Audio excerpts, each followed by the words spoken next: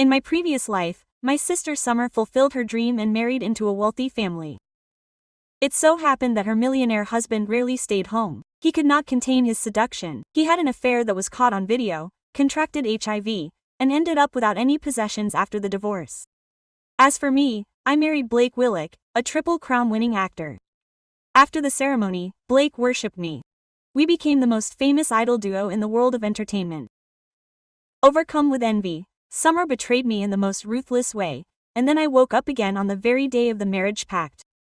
This time, she came first and told Dad that she wanted to marry the actor. I just smiled. Apparently, Summer wasn't attracted to the paradisiacal existence of a husband who was mostly absent but who gave her an allowance of $1,000. My father wanted Summer and me to select one of the young men for a family-arranged marriage. Summer looked at the picture of two Xavier Bentleys with disdain. Then she picked up the picture of Blake Walk and spoke tenderly to my father. "Daddy, I choose to marry him." Then Summer handed me the picture of Xavier in my hands. "Sister, I will give you this New York tycoon. You deserve the best. You don't need to thank me. It's the duty of sisters." My mother frowned, trying to stop her from getting upset. "Summer, no way. Xavier Bentley is the one your father and I chose for you. He's young and made the Forbes list for his own achievements. You can't give him to your sister. Only you and I are a perfect match for him." Our families had been allies for generations. Grandma had arranged for her to be married to us while she was alive. Since childhood, my mother had made Summer and Xavier share moments to forge a bond. Summer murmured something to my mother, and she asked in astonishment, "Are you convinced?" She blinked her moist eyes, pleading with my mother. "Mommy, you are the one who loves me the most. Swear it to me." Blake Wallick is a freaking award-winning actor. Okay, I aspired to enter the entertainment industry. My mother could not resist Summer's plea. She and my father looked at each other and nodded. Summer gave me a haughty look full of defiance. She approached me and whispered, "Have fun with that useless spouse, sister." Hearing her words and noticing her decision different from my previous life, I understood that she had also been reborn.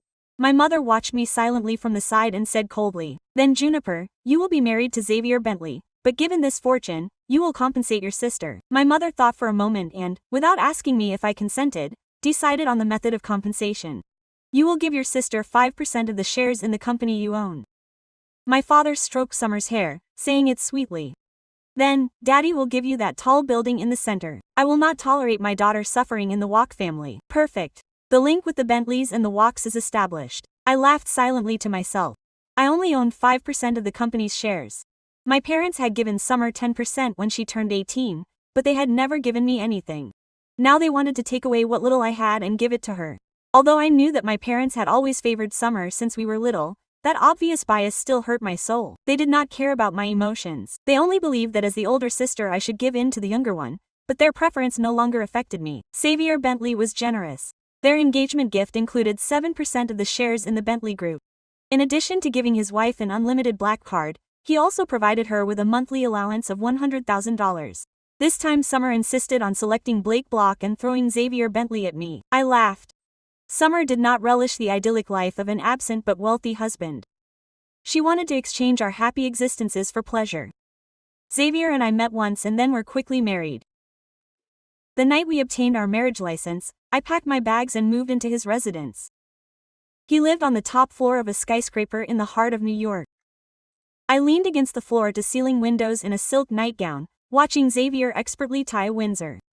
He was going abroad on business that night and did not know when he would return. We both avoided any mention of a wedding party. Xavier was reserved and elegant. He looked at me with his deep eyes, his voice attractive and clear. "Juniper, I regret that I cannot accompany you on our wedding night." He took out a black card and placed it on the bar. "Use this card as you wish. It is linked to my main account. I will return home with you as soon as possible. Do you understand?" I looked at Xavier's exceedingly handsome face, my eyes traveling over his broad shoulders, slim waist and long legs. Although I could not be intimate, he was pleasant to look at. I licked my lips and replied softly, "Okay, love, I will wait for you at home. I hope your business prospers." Xavier paused briefly, quickly settled himself and hurried out with his suitcase. Watching him leave, my lips curved into a broad smile. 2 weeks later, Summer and Blake Walk were married. The ceremony was on a tiny island, in addition to the tycoons my parents invited. Half of the stars of the show were invited by Blake Walk. After the ceremony, it seemed too noisy to me. I found a quiet corner to rest and avoid the feast. Summer followed me, her face flushed with pride, feigning affection. She took my hand and spoke to me sweetly. "Sister, Are you happy after getting married? Oh, I forgot. Xavier can't operate. I heard that on the night of the certificate, he left you and flew abroad. Ah, Blake adores me and pampers me like a treasure. He claims it was love at first sight, only it's so abrupt that I can barely resist. I can barely hide the traces. I pursed my lips. My eyes went to a corner ahead. Blake was flirting with a young actor, squeezing his buttocks and rubbing herself against him. I responded with a wry smile. In truth, Summer was still as naive and ignorant as ever. I longed to see her reaction when she discovered the truth.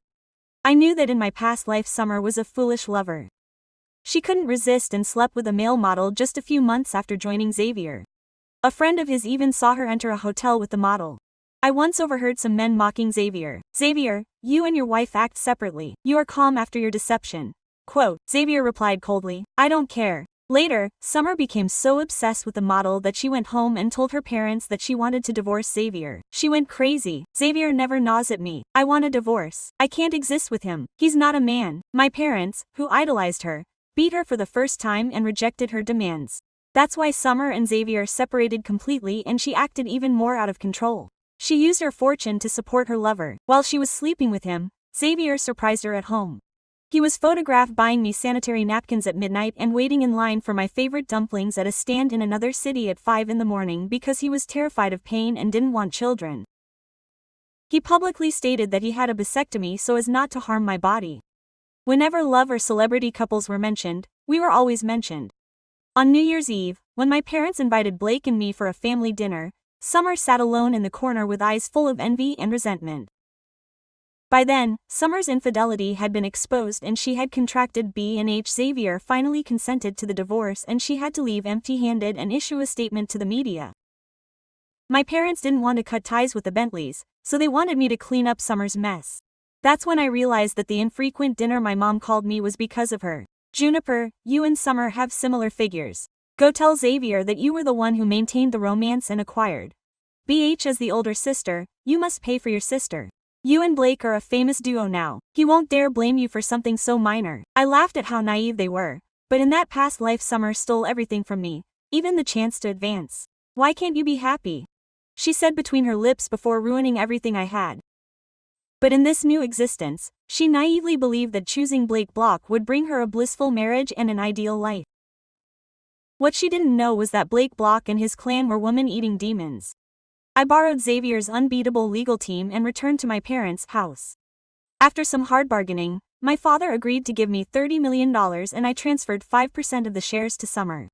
Then I quickly founded an organization, and this time I was going to finish what I couldn't in my previous life.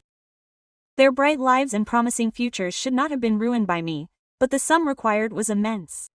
I needed Xavier's signature. He didn't ask anything, just called me Juniper. The deal is almost done. I'll be home ready. For a moment I wondered why he had told me where he was, but I ignored it and gave it no further thought.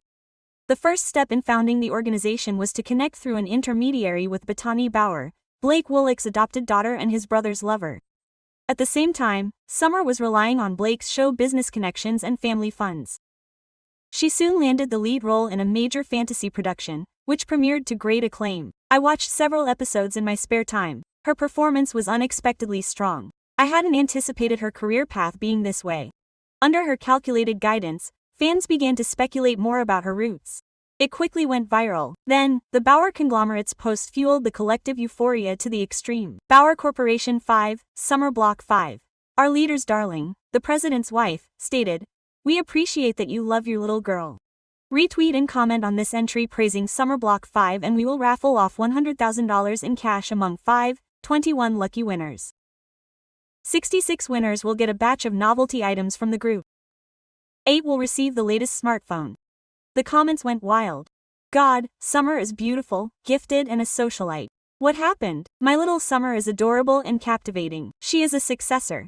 Summer is amazing, pretty, kind and with a powerful clan behind her. She lives the idol. Blessings to the charm of Ada Summer. She is not only beautiful, but also very skilled. Her family principles must be excellent. Summer is an only child. Her parents spoil her excessively. Suddenly, the reality TV format Celebrity Couples launched on digital platforms and the internet exploded. Famous Couples FIF, the final duo in space. I had no idea that Summer would dare to lead the audiovisual team to my home to film without telling me. I was still a little groggy when I answered her call at dawn. I had stayed up until dawn the night before. Summer's voice was sweetly irritating. Sister, my husband and I will come to see you later. You know I'm participating in that TV program now, right? I want the whole nation to see if my brother-in-law is mistreating you. Her strategy was obvious. She wanted to humiliate me when I was alone at home. She wanted to show off how blissful their marital union was. But the man next to me, hearing the commotion, came around from behind. He reached out and massaged my tense back, his tone low and seductive. Who is Juniper waking up so early? Aren't you exhausted? Summer paused on the other end of the line, then said with nuance. Sister, it seems you couldn't hold back. Sister, it seems you couldn't hold back. The laughter, the artificially tender sound of Summer echoed in my ear like an insect trapped in a bottle of expensive cologne. My eyes, barely opened due to the late night, turned to the man who still held me around the waist, resting his chin on my exposed shoulder. Xavier Bentley, with slightly disheveled black hair, a stubble beard and a defined torso, half hidden by his gray bathrobe, narrowed his eyelids as he listened to me on the phone. Quote, "Hey, your sister?" his voice inquired, still rough from sleep. I nodded. "He's coming this way with cameras." He snorted as if he were being served instant coffee at an investors' meeting. Walking slowly and without disturbing his serenity, he stepped aside to make something at the black marble coffee machine. His broad back moved with indolent grace. "What does he intend to film? A live humiliation," he sarcastically said. "Something like that. He thinks you're in another nation." Xavier turned around with a curved grimace showing at the corner of his mouth. "Then we'll give them a memorable show." I couldn't help but laugh. It was a short, dry sound, as if my throat still didn't know how to produce genuine joy. At exactly 10:07, the private elevator signaled the arrival of the visitors with a subtle tone. I dressed in a pearly white silk dress, my hair in a low bun.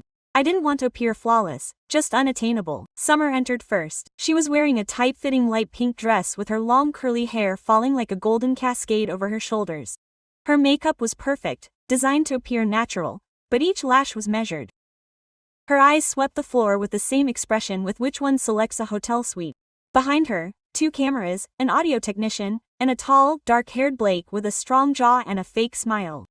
His beard was freshly trimmed and he was dressed as if for a K-fest, not a family visit. "Juniper," Summer crooned, crossing the room with outstretched arms. She hugged me with a plastic fervor and feigned affection. Such simple accommodation. Her eyes shone with the expectation of finding me alone, disheveled, helpless. But Xavier emerged from the kitchen with 2 cups of coffee, his white shirt rolled up, top buttons undone showing his collarbone, his black watch gleaming in the light from the window. Summer froze. Xavier handed me a cup and then addressed the camera crew as if they were his board of directors. "Would you like something to drink?" His voice was soft, formal, refined, a presence that imbued the space with quiet authority.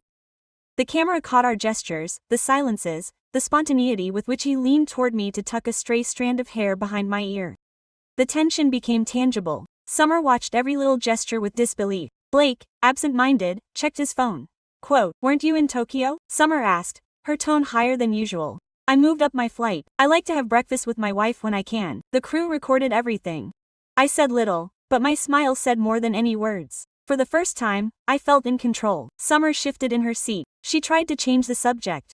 "We wanted to show the audience how famous couples live off camera." "Oh," she replied. "Oh, Xavier. Then you're in the perfect place." She reached behind me on the couch. The skin of her wrist brushed against mine. Her proximity no longer bothered me. It was safe, real. I saw Summer swallow hard as the cameras spun around us. Her reality show was starting to taste bitter, and that was all. She didn't need to utter a single word to succeed. The images spoke for themselves. When the crew asked to film a more intimate scene between Xavier and me, he didn't hesitate. He took my hand, looked at me with that calm intensity that took my breath away, and murmured, "Just for me. Let's play his game, but our way." Quote, I looked up into his dark eyes. I didn't see compassion. I didn't see tactics. I saw something akin to affection, perhaps protectiveness. And for the first time I began to wonder if this union of convenience hid more than I had supposed. The episode aired on a Saturday night in prime time, and by Monday morning, cyberspace was ablaze. That's Xavier Bentley. The Xavier. God, what a man. I don't think Summer thought she was the lucky one. Juniper didn't say a syllable, but that knowing look between them, this isn't a couple. This is a millionaire's dream well lived. The networks were flooded with viral clips, screenshots, and conspiracy theories. The show's editors had tried to balance the story, showing Summery Blake in her white-fronted mansion by the sea, practicing fake yoga and browsing books they clearly didn't understand. But it was in vain. Nothing rivaled the cool elegance of Xavier pouring me coffee while I laughed discreetly with him in the couch. Summer exploded in private messages the same night of the premiere. What was that, Juniper? She wrote in all caps, as if shouting over text would get her back in control. Since when did Xavier behave like this towards you? Why didn't you tell me he was home? I left her on read, not because I lacked answers, but because I now knew that my muteness was his worst punishment. Xavier sat across from me in his company's boardroom, dressed in a dark, Italian cut suit that was perfectly tailored to his athletic torso. His black hair, combed back, revealed a broad, smooth forehead. He stared intently at his tablet, but every now and then he glanced up at me with pride. "Your sister just lost 2 endorsement deals," he said quietly, as if announcing the prognosis.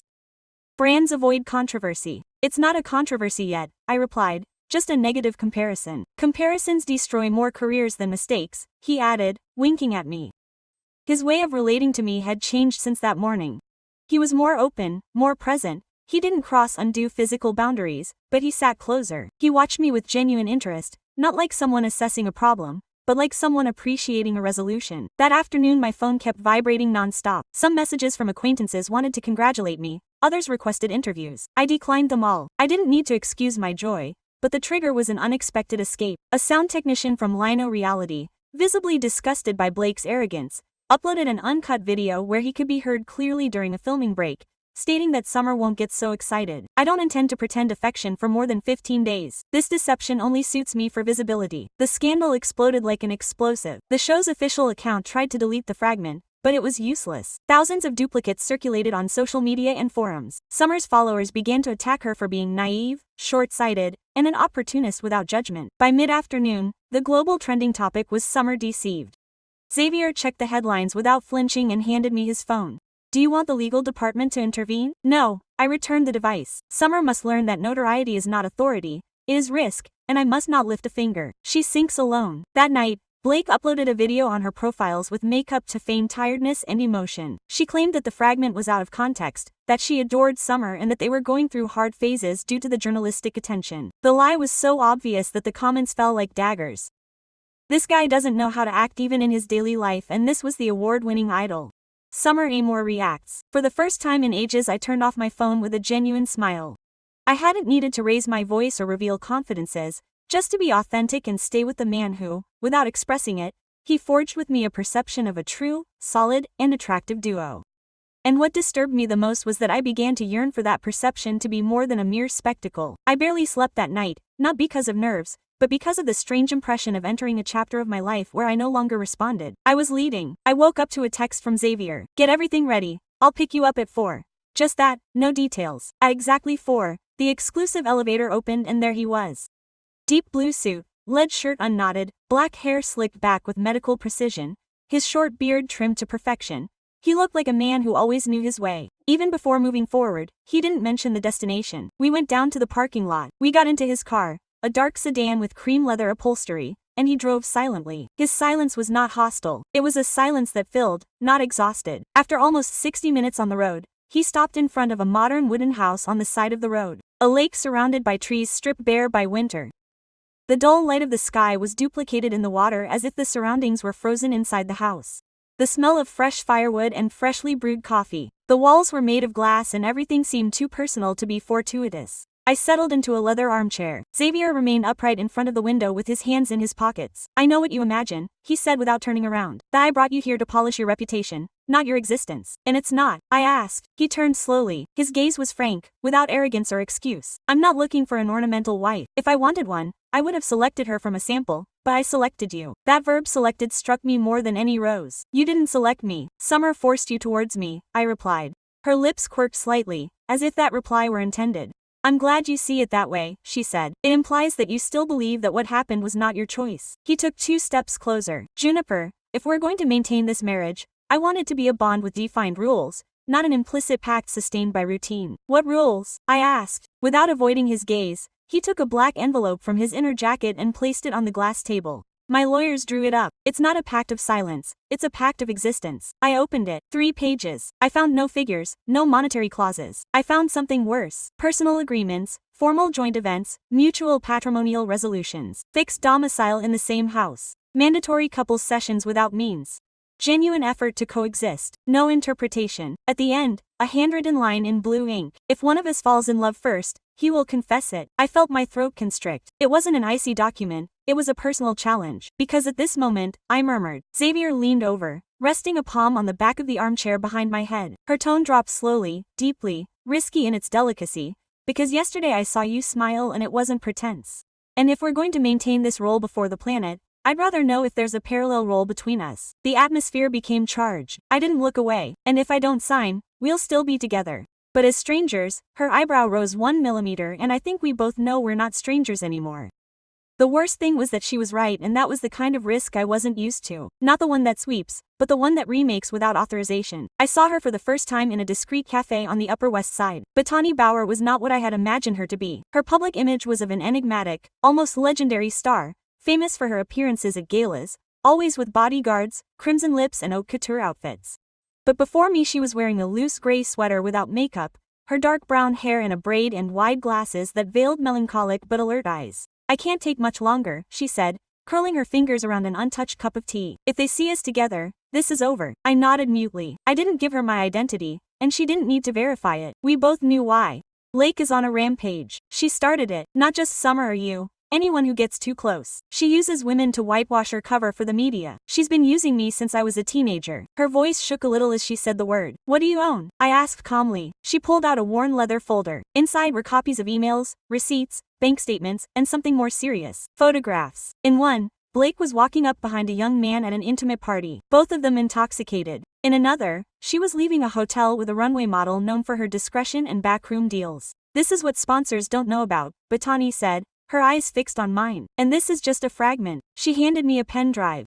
I've guarded it for years, but now after seeing you in that episode, I thought maybe you could use it. Why me? I asked, suspecting if it had another purpose. Bethany shrugged. Because you're not looking to rise, you're looking to endure. And that sounds familiar. His words struck me more than I expected. And what do you ask in return? Nothing. Just swear that if you annihilate him, you won't leave Summer with him. Even if it's a necessity, no one deserves to end up like me. She stood up before I could reply, but there was something like faith in her gaze. I saw her disappear through the door like a silent silhouette. Back at the apartment, I reviewed every document.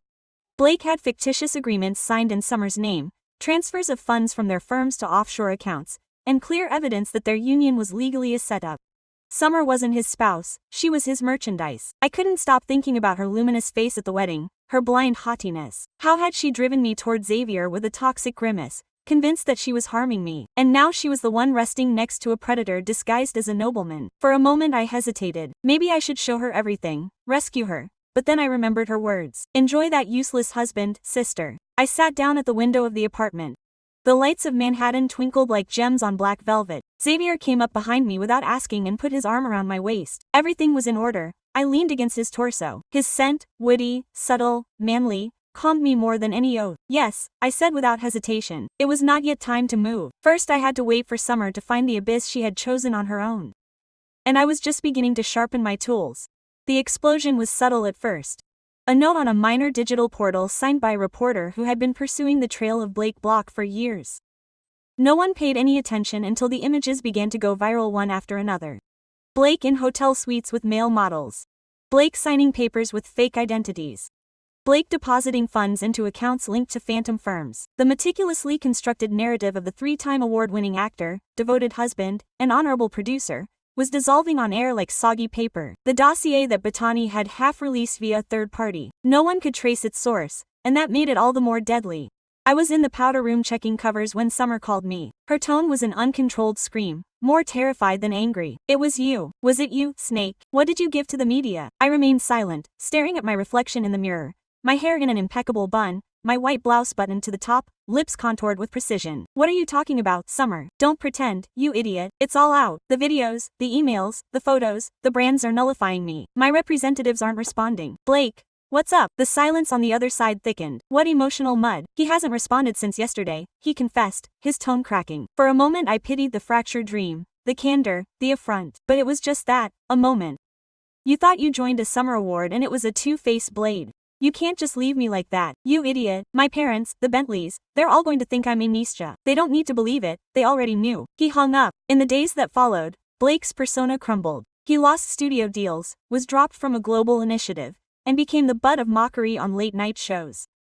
The platforms were ablaze with each revelation, but the fiercest impact came not from the media, It came from the bank. Summer found that all of his assets were listed under an entity to which he had no legitimate income. Blake included a stipulation in his civil union that restricted his reach to assets, except for a now-defunct monthly stipend. And then the predictable had happened. Summer emerged at the entrance to my apartment. She was wearing dark glasses, her eyeliner smudged, and her hair was loose and tangled. She had the face of someone who had slept on a foreign couch or hadn't slept at all. Total nonsense. Her lips vibrated. "I need your help." Xavier was lying on the couch with a volume. When he noticed her, he calmly closed it and sat up. His aura rose like an intangible barrier between her and me. "She's not accessible," he said with that soft intonation that evoked polite intimidation. "She's my sister," he retorted with a suppressed sound. "She didn't show it when you tried to leave her on national broadcast. I didn't know." He didn't know her true nature. Xavier scrutinized her mercilessly. "You made a choice and now, for the first time in your life, you'll have to face the consequences." Summer looked at me. "Juniper, please." Her tears were real, but so was the hurt. And I was no longer the same. "I can't rescue you, Summer." "No." This time he bowed his head. He said nothing more. He left the apartment, a curdle propelled by the air. Xavier clasped me from behind. I felt the calm pulse of his torso against my back and understood, without words, that he had witnessed everything and that in his own way he was also protecting me. The fight had begun and this time he was winning. It wasn't sudden, it wasn't an explosion. It was a gradual, silent, and humiliating implosion. Summer evaporated from the spotlight for 2 weeks. The firms erased her from promotions without warning. Her face was numerically altered from an ad in Times Square. Her name ceased to appear in fashion publications. No one wanted to be associated with the remaining chaos of her reputation, but the real fall wasn't visible, it was intimate. The day I watched my parents burst into my office without warning, I knew that everything had reached its nadir. My mother, immaculate as a with her blonde hair tied back in her biage wool coat, she showed the tense face of someone who no longer pretends pride. My father, wearing dark attire and a blue tie, avoided my gaze as if looking at me were a capitulation. "Juniper, my dear," he said as he entered with an icy smile. "We must talk to you. It's about Summer." I leaned back in my seat, lacing my fingers gracefully on the nightstand. "What did she do now?" "It's not what she did," my father said. "It's what was inflicted on her. She's devastated. And you know the cruelty of the press." I nodded, suppressing a laugh. "Yes, I know her well. Do you remember when they called me to clean up their HIV disloyalty scandal in my previous existence?" No one replied. Silence settled between us like an annoying witness. "She needs financial backing," my mother said after a while as she reorganized her life. "And they want me to provide it." "You're her big sister," she insisted, as if that were enough. I watched her bearing carefully, her discomfort, the fact that she was there. They never came of their own accord. I was always the quiet alternative, the operative daughter, the one who didn't cause any setbacks. "I won't do it," I declared without raising my tone. "Juniper, no, not this time." My mother fell silent. My father rose slowly, as if in that gesture he accepted an internal surrender that he would never verbalize. "You act with resentment," he accused. "I act with reminiscence." They left. They didn't gird me. They didn't swear to return. And for the first time in years I didn't feel I had to hunt for their acquiescence. That night Xavier waited for me on the terrace of the penthouse. He was wearing a light linen shirt, his hair slightly messy from the breeze. He poured me a glass of wine without saying a word. He settled down next to me. "Does it hurt you?" I didn't answer after thinking about it. "It releases me." He nodded. "You chose not to carry the burden." "Alien. That always hurts, but it is essential." We remained silent, contemplating the city spread out below us like a plain of gleams. Then I discerned it. My existence no longer revolved around redeeming others. Now it was about redeeming myself. At 8:45 in the morning, the initial attendees began their arrival at Bentley Hall, Xavier's property. The formal debut of the foundation that I established with part of the capital that my parents granted me, the same that they tried to steal from me to preserve the facade of Summer, was presented as an act of altruism, but I knew the reality. It was my proclamation of autonomy. There were lenses, yes, but not from reality shows. They were from news programs, business magazines, fashion sections. Xavier and I arrived together and that was new. He in a graphite suit, impeccably fitted, without a bow, his beard precisely trimmed. I, in an ivory dress with a low neckline, my hair loose and bright red lips. I didn't need to appear approachable, just irreproachable. "Are you ready to be the official you?" he asked me in the car as we descended in front of the building. "I've been that way since I signed the pact with you." "Technically, you haven't signed it yet," he said, raising an eyebrow. "And you're still waiting for it?" He smiled without replying, but his hand slid smoothly to mine, intertwining our fingers firmly. During the event, I presented the foundation, an initiative aimed at providing scholarships and psychological support to young victims of emotional or financial abuse in the entertainment world. I didn't mention Summer, I didn't mention Blake, but many caught the allusions. The press labeled it a foundation with Arista and didn't bother me. Xavier remained by my side the entire time. He didn't articulate much, but his aura was unwavering, firm, in the smallest gestures, offering me water, adjusting the microphone, touching my back as we wandered through the crowd. There was a closeness forged in faith and time. It wasn't a show, it was a covenant. Later, back home, sitting by the blazing fire, he handed me a black leather folder. I recognized the pact, I had altered it, and I opened it. It was no longer a contract, it was a letter. Juniper, I don't require stipulations to stay, but I wanted you to know that if you decide to be with me, it will be because you choose to, not because you were driven to, as I chose you. I looked up. Xavier was scrutinizing me with those dark eyes that rarely showed fragility, but this time they were exposed, unarmed. This is a proclamation, I asked. No, it's a summons, and if I accept it, then we begin something new. You and I, not the narrative imposed on us. I took his hand. I accepted it already. There were no kisses or oaths, just a welcome silence, an unvarnished connivance. Reconstruction didn't mean obliterating yesterday. It meant erecting something more robust on its rubble. I noticed her before she noticed me. She stood at the back of the charity event hall in a black dress with old-fashioned sequins and poorly applied eyeliner. Her lined eyes were clouded, not with tears, which she had surely used up by now, but with the raw anxiety of not being able to control what was happening. Summer had entered Mercedo under our mother's name. I knew she would come because Summer didn't know how to surrender silently. Her surrender must have dragged others down with her. I saw her advance toward me with unsteady steps. People recognized her. Some looked away, others murmured. Her image had been transformed into a fusion of scandal, pity, and disdain. We must talk, she said in the lowest intonation I could remember. She wasn't feigning sweetness. She was terrified. Here, you won't neglect me now, Juniper. I led her into an adjacent room, quiet and paneled in dark wood. I closed the door behind her. There were no glasses, just us, as before, as always. What do you long for? Do you want to know what it feels like to lose everything? She began. Because I do. You have no idea. You were born with fortune, with that serenity, that smile of everything under control, and people acquire it from you. No matter what you do, you always end up the ideal victim. I was not a victim. I survived you, Mom, Dad, and all the times I was pushed into the flames to preserve you. I didn't ask you to preserve me, and why do you expect me to do it now? Summer swallowed. She leaned closer for a second.